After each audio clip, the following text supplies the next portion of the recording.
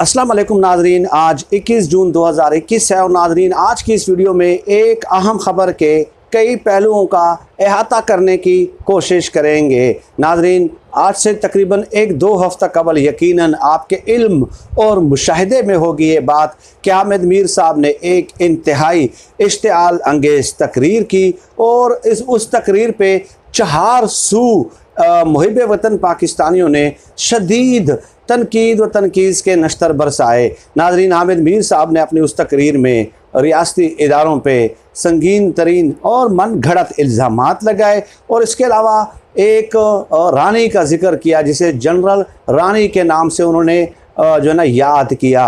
अब जनरल रानी की एक तारीख़ है तो उस बहस में हम जाए बग़ैर इतना अर्ज़ करना आपकी खिदमत में ज़रूरी समझते हैं कि जनरल रानी के एक नवासे हैं, आप यकीनन उनके नाम से भी आगाह हैं, फ़ख्र आलम साहब, फ़ख्र आलम, ठीक है। और वो अपने आप को कुछ अरसा के लिए फ़ालम भी कहते रहे, ठीक है।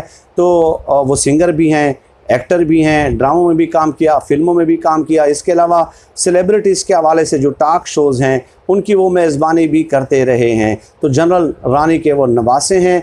उनकी एक ऑडियो मुबैना तौर पे लीक हुई है और उन्होंने जो चंद बातें कही हैं जो कि इंतहाई अफसोसनाक है और उन बातों को पहले मैं आप लोगों की खिदमत में पेश करता हूं, उसके बाद उस पर मैं अपना तबसरा और तज्जिया ज़रूर दूंगा। वो कहते हैं कि मैं इस नतीजे पे पहुंचा हूं कि इस वक्त जो मुल्क के हालात हैं, जो इमरान खान की हुकूमत है और जो मौजूदा हुकूमत है, ठीक है, बहुत से लोग कहते हैं कि फ़ौज ने इमरान खान साहब को सेलेक्ट किया है, लेकिन मैं इस नतीजे पे पहुंचा हूं कि इसकी वजह यह है कि फ़ौज भी आखिर तंग आ गई थी। लोगों के ताने सुन सुन कर लोग कहते थे कि नवाज शरीफ और आसिफ जरदारी से हमारी जान छुड़ाएं, लोग कहते थे कि पीपल्स पार्टी और नून लीग से हमारी जान छुड़ाएं। तो फ़ौज ने फ़ैसला किया कि एक ही बार इनकी जान छुड़ा दी जाए और एक ऐसा तजर्बा कर लिया जाए कि उसके बाद ये अवाम, ये कौम जो है किसी अल्टरनेट का लफ्ज़ जो है वो अपनी ज़बान पे न लाएं।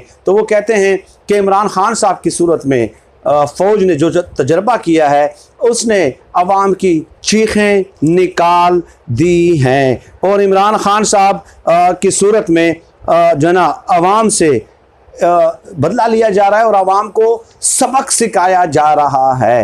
ये फ़ख्र आलम साहब की मुबैना जो ऑडियो लीक हुई है सोशल मीडिया पे सर्कुलेट कर रही है, आपने भी यकीनन वो सुनी होगी, अगर नहीं भी सुनी तो उसका मतन और समरी और जिस्ट जो है वो मैंने आप लोगों की खिदमत में पेश कर दिया है। अब नाज़रीन इस पर तज्जिया करते हैं। पहली बात तो ये है कि देखें शरीफ और ज़रदारी ख़ानदान के बारे में, पहली बात तो ये है कि हम मुखालफत क्यों करते हैं, पहली बात तो ये है। दूसरी जवाब इसका ये है नाज़रीन कि इस मुल्क पे गुज़श्ता 70 सालों से चंद ख़ानदानों की हुकूमत रही है और उन ख़ानदानों की हुकूमत को जमहूरियत की बालादस्ती से ताबीर किया जाता रहा है, जो कि बज़ात ख़ुद जमहूरियत की नफ़ी है। जमहूरियत में होता क्या है कि डिस्ट्रीब्यूशन ऑफ पावर होती है, इख्तियारात की तकसीम होती है, लेकिन यहाँ पे जमहूरियत मुर्तकिज़ है चंद ख़ानदानों के दौरान, यानी कि ये दुनिया की वाहिद जमहूरियत है, वाहिद जमहूरियत वर्सेस जागीरदारी निज़ाम की ज़िद है, जागीरदारी निज़ाम के उलट है, जागीरदारी निज़ाम के रद्द-ए-अमल में जमहूरियत का कंसेप्ट जो है वो वजूद में आया है। लेकिन यहाँ पे चंद ख़ानदानों की हुकूमत को, चंद जागीरदारों की हुकूमत को जमहूरियत के नाम के साथ मंसूब कर दिया जाता है। तो इसलिए हम उन ख़ानदानों की मुखालफत करते हैं कि आप ख़ानदानों की हुकूमत को जमहूरियत के लबादे में पेश ना करें। चुनांचे आप देख लें,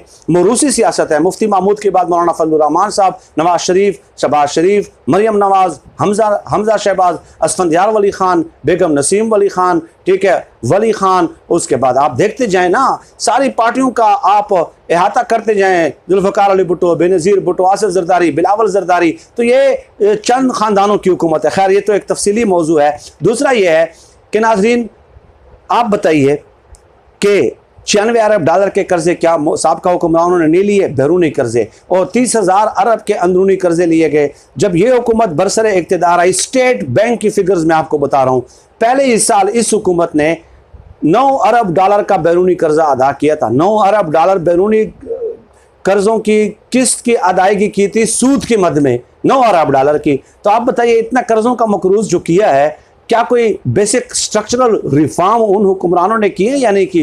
कर्ज़ों से सारी तरक्की हुई है। मैं कर्ज़ पे कर्ज़ लिए जा रहा हूँ, अपने घर में जो है ना मैं कमरे बनाता जा रहा हूँ और मैं ये तसव्वुर देने की कोशिश करूँ, ये तासुर देने की कोशिश करूँ कि जी जो है ना मुल्क की मईशत जो है हमने मुस्तहकम बुनियादों पे खड़ी कर दी है। 2 वजूहत तो ये हो गई। तीसरी वजूहत ये कि इमरान खान साहब को लोगों ने सपोर्ट क्यों किया? इमरान खान साहब को लोगों ने सपोर्ट किया इस्लाहात के लिए। आप मुझे बताइए, क्या 3 बारियां जो शरीफ और जरदारी ख़ानदान ने ली हैं, ठीक है, क्या अस्पतालों के हवाले से उन्होंने इस्लाहात की हैं? क्या तालीम के हवाले से उन्होंने इस्लाहात की हैं? क्या पुलिस की इस्लाहात की हैं? क्या अदालतों की इस्लाहात की हैं? क्या मेरिट का बोलबाला हुआ है या नहीं हुआ?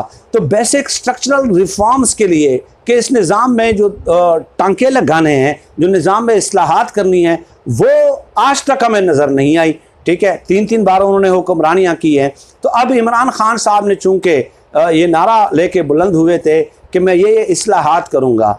अब अगर इमरान खान साहब ये जितने एरियाज़ मैंने आपको बताए, इनमें से 20 से 25% भी अगर इस्लाहात करने में कामयाब हो जाते हैं, इवन कि सिर्फ एक पुलिस को भी वो ठीक करने में कामयाब हो जाते हैं और मिसाली बना देते हैं, तो ये उनकी बहुत बड़ी कामयाबी होगी। अब अगर इमरान खान साहब भी ये इस्लाहात करने में नाकाम रहे, ठीक है, जो कि मैं समझता हूँ कि उन्हें अप्रोप्रिएट टाइम मिलना चाहिए ना। अगर उनको 3 बार हुक्मरानी मिली है तो एक दफ़ा मुकम्मल टेन्योर देने में क्या हर्ज है, मुझे बताइए ना।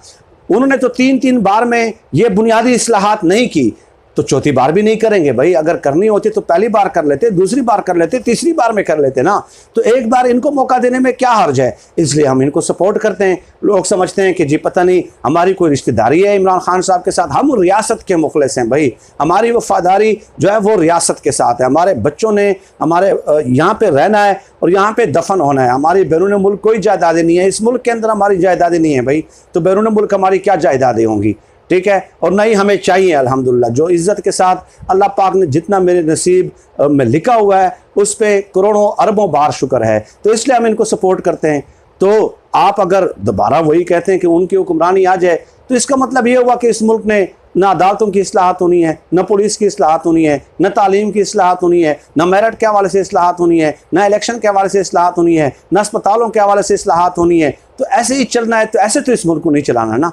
हमने तो हर उस नए शख्स को सपोर्ट करना है जो एक विज़न के साथ आए और उस विज़न को इम्प्लीमेंट कर सके। तो इमरान खान साहब के पास 5 साल आईनी मुदत है, 5 साल बाद उनसे सवाल और जवाब करेंगे ना। क्या आप बताइए कि 8-10 जगहों में से किसी एक इदारे में आपने इस्लाहात की हैं या नहीं की? अगर वो नहीं करेंगे तो इमरान खान साहब भी तारीख़ का हिस्सा बन जाएंगे। शेर शाह सूरी को लोग क्यों याद करते हैं, बड़े बड़े लोगों को लोग क्यों याद करते हैं? क्योंकि उन्हें आवाम के हवाले से जो है ना इस किस्म के काम किए होते हैं कि उनका नाम तारीख़ में आज भी ज़िंदा है। जो भी काम नहीं करेगा तारीख़ उसको बुरे अलकाबात से याद करेगी। इमरान खान साहब को अप्रोप्रिएट टाइम देना ज़रूरी है। जो फ़ख्र आलम साहब ने कहा है उसका दलील से रद्द मैंने पेश कर दिया है, ठीक है। बाकी फ़ैसला करना अवाम का काम है। पाक फ़ौज के बारे में उनका ये कहना कि अवाम की चीखें निकाल दी हैं ताकि अवाम आइंदा अल्टरनेट की बात न करें। अवाम अब बाशऊर हो चुकी है।